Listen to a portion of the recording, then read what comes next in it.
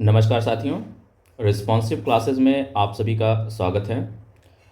आज के सेशन में या आज के वीडियो लेक्चर में मैं आपको सामान्य विज्ञान, जनरल साइंस और उसमें मैंने टॉपिक लिया है ऊष्मा एवं ऊष्मागतिकी, जो कि भौतिक विज्ञान का टॉपिक है। और इस टॉपिक से रिलेटेड आपके प्रतियोगी परीक्षाओं में BPSC, RO, UPPSC and state PCS, किसी भी स्टेट का पीसीएस एग्ज़ाम हो, तो इस टॉपिक से जितने प्रश्न बनते हैं उन प्रश्नों को मैं यहाँ पे एक्सप्लेन करूँगा। ये एज आ एमसीक्यूज़ सीरीज़ है और यहाँ पे ये प्रश्न लिए गए हैं और यही प्रश्न बार बार रिपीट भी होते हैं। तो आज का हमारा यही टॉपिक होने वाला है। तो मैं टॉपिक को स्टार्ट करता हूँ। उससे पहले सभी लोग वीडियो को लाइक करें और चैनल को सब्सक्राइब करें ताकि मेरे द्वारा अपलोड की गई वीडियो की नोटिफिकेशन आपको सबसे पहले मिले। चलिए स्टार्ट करते हैं साथियों। हमारा पहला प्रश्न है गर्म करने पर एक अर्धचालक का प्रतिरोध बढ़ता है,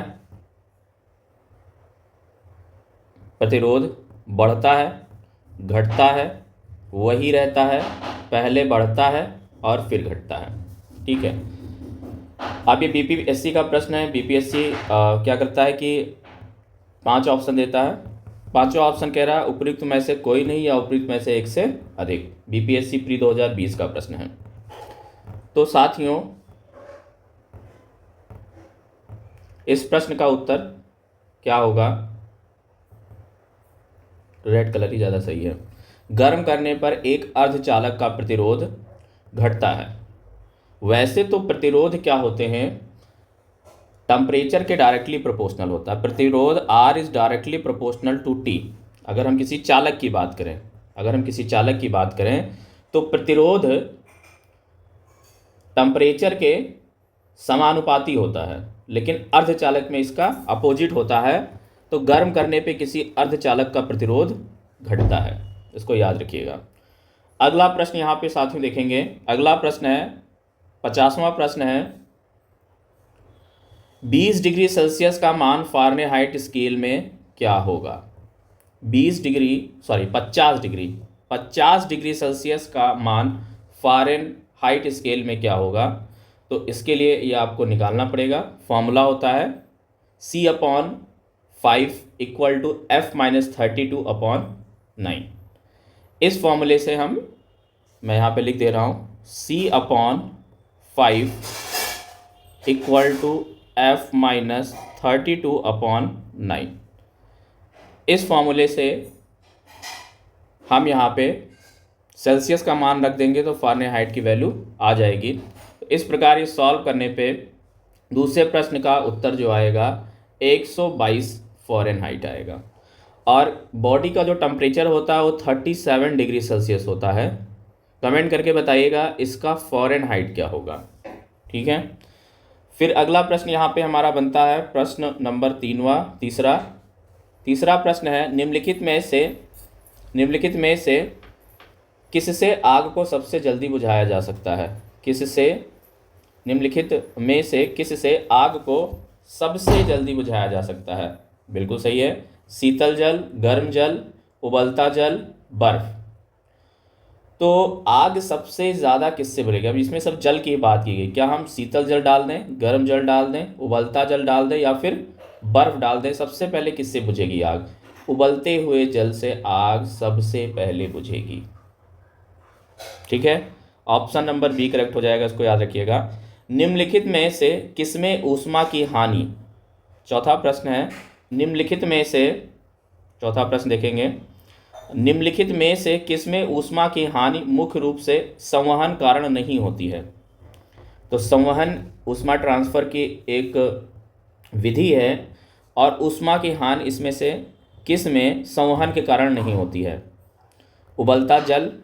तो उबलता जल में ऊष्मा का ट्रांसफ़र संवहन के कारण होता है, तो यह ऑप्शन गलत हो जाएगा। भूमि और समुद्र मंद पवन, इसमें भी संवहन के द्वारा होता है। वात्या भट्टी के चारों ओर वायु का परिसंचरण, इसमें भी संवहन विधि होता है, ये भी गलत हो जाएगा। बल्ब के तंतु में धारा प्रवाह होने के कारण बल्ब के कांच की सतह का गर्म होना, इसमें संवहन नहीं होता है, इसमें रेडिएशन होता है। रेडिएशन की वजह से वो गर्म होता है। ऑप्शन नंबर डी करेक्ट हो जाएगा। इस प्रश्न का सही उत्तर डी है। साथियों अगला प्रश्न यहाँ पे हम देख रहे हैं, पांचवा प्रश्न है, ऊष्मा हानि इक्वल टू ऊष्मा वृद्धि। ऊष्मा हानि इक्वल टू ऊष्मा वृद्धि का संबंध निम्नलिखित में से किससे निरूपित होता है? ऊष्मा हानि इक्वल टू ऊष्मा वृद्धि, यानी जितना ऊष्मा में हानि होगी उतना ही ऊष्मा में वृद्धि होगी। ठीक है, इसका संबंध निम्नलिखित में से किससे निरूपित होता है? तापीय संतुलन का सिद्धांत, रंगों का सिद्धांत, कैलोरीमिति का सिद्धांत। बहुत सही, ऑप्शन नंबर सी करेक्ट हो जाएगा। कैलोरीमिति का ये लॉ है कि ऊष्मा हानि इक्वल टू ऊष्मा सिद्धांत, सॉरी ऊष्मा वृद्धि। जितनी ऊष्मा में हानि होगी उतनी ही ऊष्मा में वृद्धि होगी। अगला प्रश्न यहाँ पे देखेंगे साथियों, छठवां प्रश्न है, केल्विन तापमान केल्विन तापमान टी और सेल्सियस तापमान टीसी के बीच संबंध निम्नलिखित में से कौन सा है? तो केल्विन और सेल्सियस बताया जा रहा है। ठीक है, तो आपको बता दें कि ये संबंध क्या होता है। केल्विन तापमान T इक्वल टू होता है TC प्लस का 273.15, यानी कि सेल्सियस वाले तापमान में जब 273.15 ऐड कर दोगे तो केल्विन का तापमान मिलेगा, क्योंकि 0 डिग्री सेल्सियस पे कितना होता है? 273.15 केल्विन। क्लियर है? 0 डिग्री सेल्सियस पे 273.15 केल्विन होता है। तो ये relation option number D correct हो जाएगा। ऑप्शन नंबर डी करेक्ट हो जाएगा। छठवां प्रश्न देखेंगे। आज के इस सेशन में हम सारे प्रश्नों को देख लेंगे जो आपके प्रतियोगी परीक्षा के लिए मोस्ट इम्पोर्टेंट हैं, और यहाँ पे आप देख पा रहे होंगे कि प्रश्न जो हैं ये पूछे भी गए हैं। 40 डिग्री सेल्सियस का मान फ़ारेनहाइट स्केल में क्या होगा? अभी मैंने आपको फॉर्मूला बताया है, उस फॉर्मूले से हम इसको, यहाँ पे प्रश्न है हमारा, सातवां प्रश्न है कि 40 डिग्री सेल्सियस का मान फ़ारेनहाइट स्केल में क्या होगा? तो इसको भी हम इसी फॉर्मूले से लगाएंगे, C/5 equal to F minus 32 upon का 9। C की वैल्यू यहाँ पर रख देंगे 40/5 equal to F minus 32 upon का 9, और इस इक्वेशन द्वारा हम F की वैल्यू कैलकुलेट करेंगे। क्लियर है? और कैलकुलेट करने पे F की वैल्यू कितनी आएगी? 104 फ़ारेनहाइट। ऑप्शन नंबर ए आ जाएगा। यहाँ से फ़ारेनहाइट की वैल्यू कितनी आएगी? 104 फ़ारेनहाइट। क्लियर है? आठवां प्रश्न यहाँ पे हम देखेंगे साथियों। आठवां प्रश्न है, संवहन द्वारा ऊष्मा का स्थानांतरण हो सकता है। संवहन द्वारा ऊष्मा का स्थानांतरण हो सकता है ठोस एवं द्रव में, ठोस एवं निर्वात में, गैस एवं द्रव में, निर्वात एवं गैस में। तो देखिए, संवहन विधि द्वारा ऊष्मा का स्थानांतरण किस में हो सकता है? गैस में हो सकता है सिर्फ, और द्रव में हो सकता है।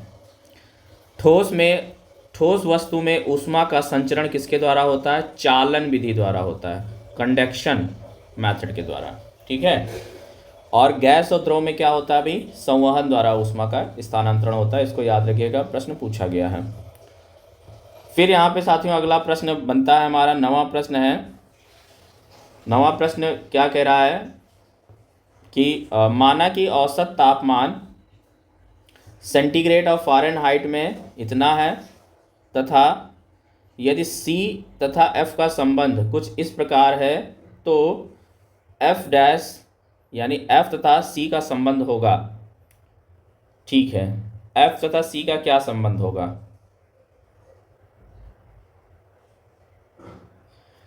माना कि औसत तापमान सेंटीग्रेड और फ़ारेनहाइट में ये है, C बार और F बार है। यदि C तथा F बार का संबंध कुछ ऐसा है, तो F तथा C का संबंध सेम ही होगा, सेम संबंध होगा। उनका औसत यहाँ पे देखो, C और F का संबंध ए बनाया तो दोनों का औसत दिया, तो औसत का संबंध भी वही होगा। ऑप्शन नंबर ए करेक्ट हो जाएगा, बिल्कुल सही है। अगला प्रश्न है यहाँ पे 10वां प्रश्न देखेंगे, कथन वाला क्वेश्चन है, 10वां क्वेश्चन। और कथन ये क्या कहता है? हल्के रंगीन कपड़ों को गर्मी में वरीयता दी जाती है। बिल्कुल सही है, हल्के कपड़े क्या करते हैं? रिफ्लेक्ट कर देते हैं लाइट को। एंड कारण लिखा है, हल्के रंग ऊष्मा को कम अवशोषित करते हैं। बिल्कुल सही है। हल्के रंग ऊष्मा को कम अवशोषित करते हैं।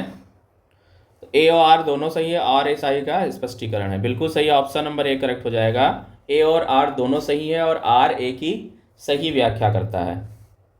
फिर यहाँ पे 11वां प्रश्न देखने वाले हम लोग।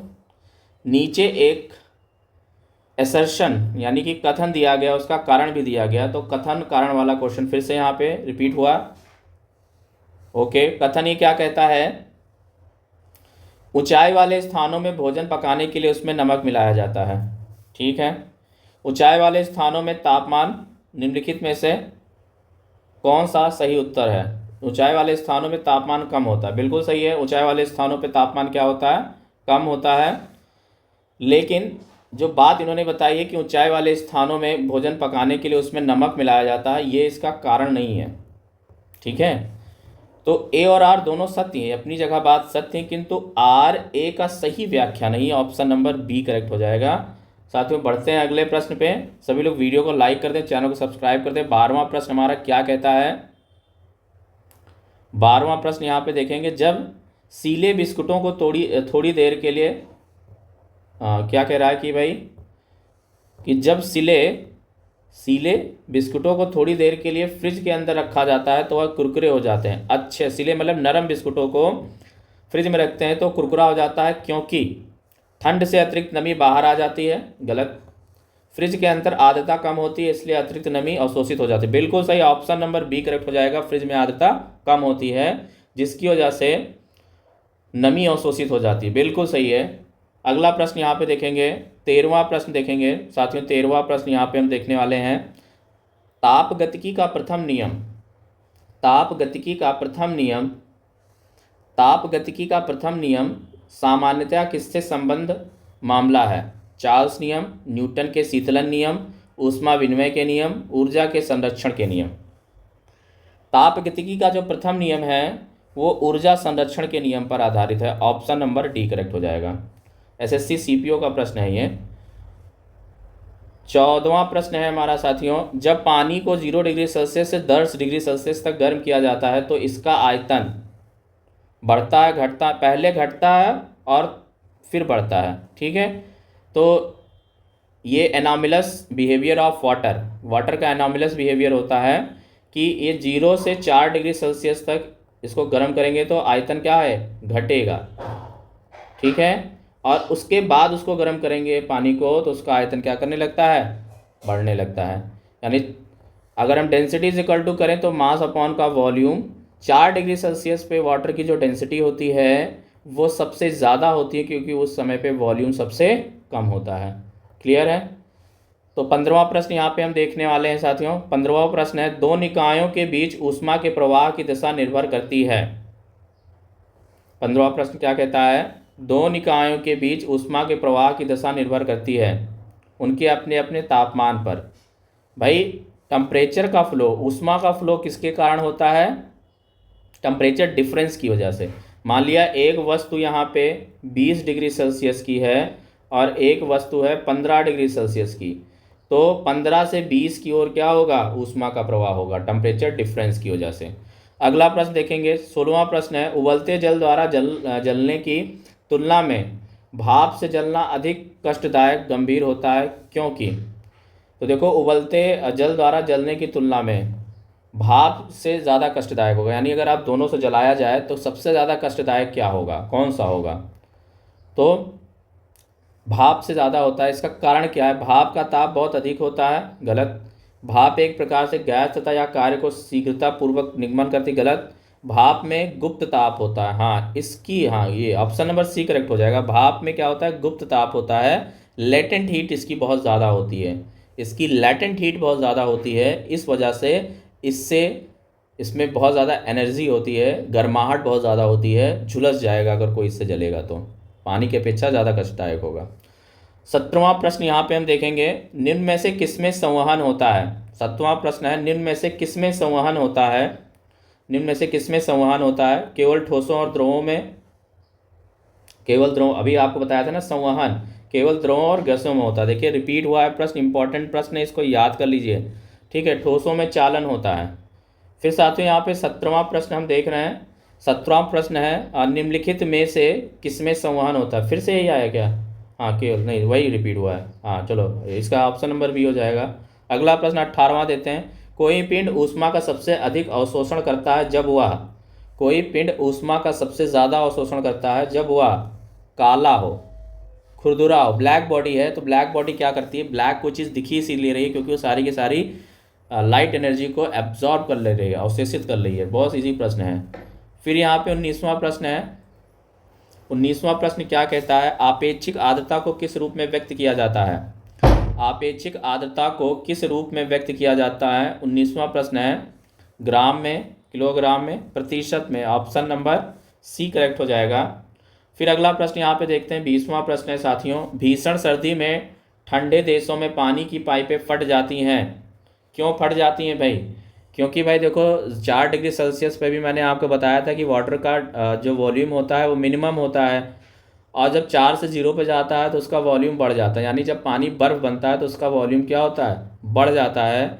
तो जब पानी, क्योंकि पाइपें फट जाएंगी, पानी उतना ही है, और उसमें अगर वो पानी जमने लगा तो क्या होगा? प्रेशर बढ़ेगा, उसका वॉल्यूम बढ़ेगा और वो फट जाएगा। ऑप्शन नंबर ए करेक्ट हो जाएगा। बहुत इंपॉर्टेंट प्रश्न है भाई, इस तरह के प्रश्न बहुत पूछे जाते हैं एग्जाम में। कॉन्सेप्ट याद रखिएगा, आप प्रश्न सही कर पाएंगे।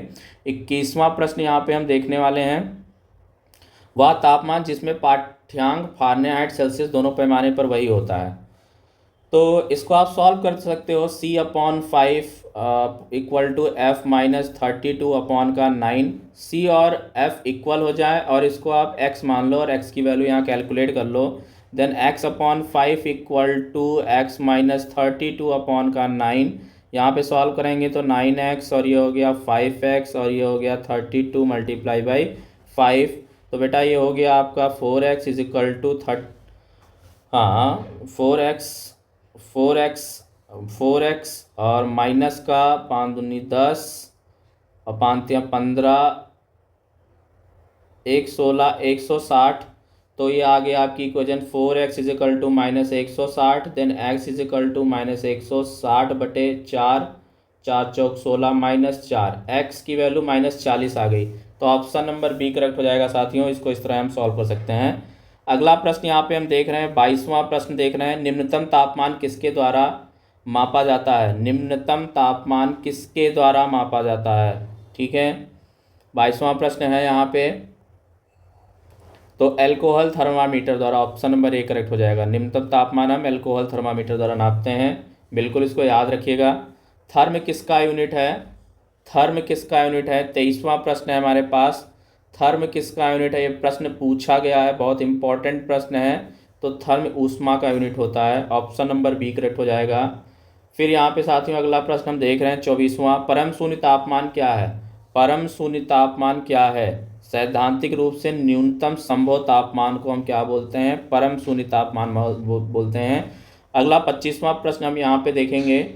थर्मोस्टेट वह यंत्र है जो ऊष्मा मापता है, तापमान मापता है, किसी निकाय का तापक्रम स्वनियंत्रित करता है, किसी निकाय का दाब स्वनियंत्रित करता है। तो ऑप्शन नंबर सी करेक्ट हो जाएगा। किसी निकाय का तापक्रम स्वनियंत्रित करता है। फिर यहाँ पे देखिए 25वां प्रश्न फिर से आया है। अब यहाँ पे हम देखने वाले हैं 26वां प्रश्न। 26वां प्रश्न में वही कारण कथन है। तांबे के एक टुकड़े को तथा कांच के एक टुकड़े को एक ही तापमान पर गर्म किया जाता है। उसके बाद स्पर्श करने पर तांबे का टुकड़ा कांच के टुकड़े की अपेक्षा अधिक गर्म लगता है। तांबे का घनत्व कांच के घनत्व से अधिक होता है। देखो पहला बात तो सही है, लेकिन ए और आर दोनों सही है, बिल्कुल सही है। आर ए का सही स्पष्टीकरण नहीं है। ऑप्शन नंबर बी करेक्ट हो जाएगा। और यहाँ पे 27वां प्रश्न हम देख रहे हैं कि डेजर्ट कूलर द्वारा शीतलन किस पर आधारित है? तो वाष्पन शीतलन के द्वारा होता है। वाष्पन शीतलन होता है डेजर्ट कूलर में। फिर यहाँ पे देखिए गर्म मौसम में पंखा चलने से आराम महसूस होता है क्योंकि हमारा पसीना तेजी से वाष्पीकृत होता है। बिल्कुल सही, ऑप्शन नंबर बी करेक्ट हो जाएगा साथियों। फिर अगला प्रश्न यहाँ पे हम देख रहे हैं। अगला प्रश्न है, वायुमंडल हमारे ऊपर बहुत अधिक दबाव डालता है परंतु हम इसका अनुभव नहीं करते हैं क्योंकि हमारे ऊपर क्या कर रहा है? वायुमंडल दबाव डाल रहा है, लेकिन हम इसका अनुभव नहीं करते हैं। इसका क्या कारण है?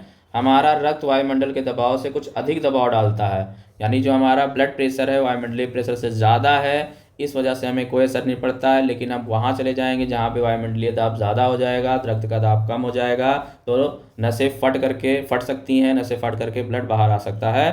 तो ऐसी कंडीशन हो सकती है। ऑप्शन नंबर ए करेक्ट हो जाएगा यहाँ पे साथियों। और अब हम यहाँ पे बढ़ रहे हैं 30वें प्रश्न की ओर।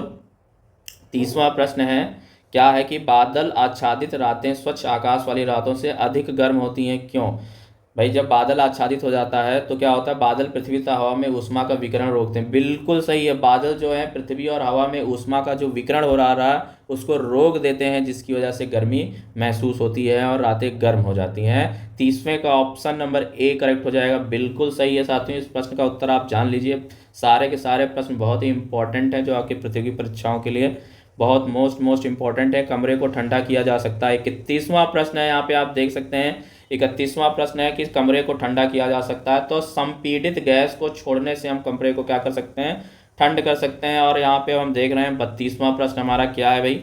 32वां प्रश्न हम देखने वाले हैं। 32वें प्रश्न की तरफ बढ़ेंगे। और कौन सा कथन सही नहीं? देखो, एयर कंडीशन और एयर कूलर दोनों ताप को नियंत्रित करते हैं। बिल्कुल सही है, ये बात बिल्कुल सही है, लेकिन हमें वो कथन पता करना है जो नहीं है, सही नहीं है। तो ये बात सही है, तो ऑप्शन ये गलत हो जाएगा।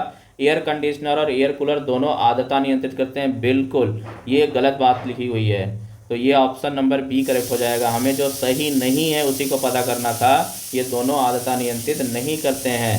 ठीक है, ऑप्शन नंबर बी करेक्ट हो जाएगा। अगला प्रश्न साथियों यहाँ पे हम देख रहे हैं 33वां प्रश्न देख रहे हैं। 33वां प्रश्न है, जलयुक्त गिलास में तैरता हुआ बर्फ का टुकड़ा जब पिघलता है तो पानी का स्तर नीचे गिरेगा, ऊपर गिरेगा, वही रहेगा। 33वां प्रश्न तो वही रहेगा। क्या है, जलयुक्त गिलास में तैरता, अच्छा, बर्फ का टुकड़ा जब पिघलता है तो क्या होगा, उसका आयतन वही रहेगा। ठीक है, पानी का स्तर उतना ही रहेगा, कोई दिक्कत नहीं। ऑप्शन नंबर सी करेक्ट हो जाएगा। 34वां प्रश्न यहाँ पे देखेंगे कि शीत कोष्ठ में भंडारित फल अधिक समय तक चलते हैं, क्योंकि क्या होता है, श्वसन की दर घटा दी जाती है। बिल्कुल सही है भाई, श्वसन की दर घटा दी जाती है। 34वें का ऑप्शन नंबर सी करेक्ट हो जाएगा। और अब हम बढ़ रहे हैं 35वें प्रश्न की तरफ। यदि हवा का तापमान बढ़ता है तो उसकी जल वाष्प ग्रहण करने की क्षमता बढ़ती है। ऑप्शन नंबर बी करेक्ट हो जाएगा। बिल्कुल सही है, ऑप्शन नंबर बी करेक्ट हो जाएगा। अगला प्रश्न और अंतिम प्रश्न यहाँ पे हम देख रहे हैं। अंतिम प्रश्न हमारा क्या कहता है कि निम्न में से कौन सा कथन सही नहीं है? तो कौन सा कथन सही नहीं है, हमें ये पता करना है। तापमान बढ़ने पर वायु में ध्वनि का वेग बढ़ता है, ये बात सही है, तो ये कथन गलत है। वायु में ध्वनि वेग दाब पर निर्भर नहीं करता है, ये कथन सही है, तो ये आंसर गलत है।